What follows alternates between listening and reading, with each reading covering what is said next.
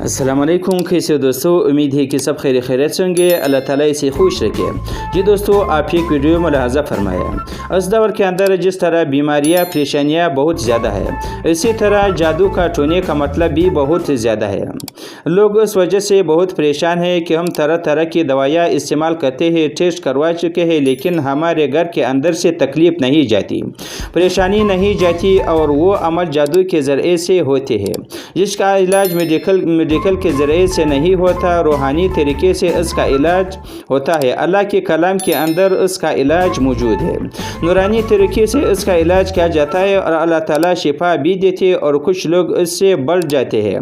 گھروں کے اندر تعویذات دفن ہوتے ہیں، جادو کے ذریعے ان چیزوں کو دفن کیا جاتا ہے جس سے گھروں کے گھر تباہ ہو جاتے ہیں، بیماریاں عام ہو جاتی ہیں، یا ایسا معاملہ ہو جاتا ہے کہ انسان کے ہوش آواز گم ہو جاتے ہیں، جس کی وجہ سے اولاد نافرمان ہو جاتی ہے، میاں بیوی کا جھگڑا بڑھتا چلا جاتا ہے، اور طلاق تک نوبت جا پہنچتے۔ یہ سارے معاملات اس جادو کی وجہ سے ہوتے ہیں۔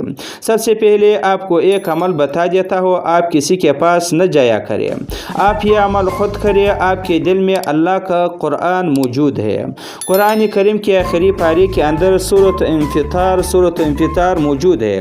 سورۃ انفطار کے اندر قیامت کا ذکر کیا گیا۔ یہ سورۃ جادو کا دیوانہ ہے، یعنی اس سے جادو کو توڑتا ہے۔ یہ سورت، اس سورت کو رات کو سونے سے پہلے 3 مرتبہ پڑھ لیا کرے، اور اول آخر میں 3 مرتبہ درود پڑھ لو، باوضو سو جانا ہے۔ یہ عمل صرف 7 دن تک کرے، انشاءاللہ 7 دنوں میں پتہ چل جائے گا کہ فلان جگہ تعویذ مدفون ہے اور فلاں نے کروایا ہے۔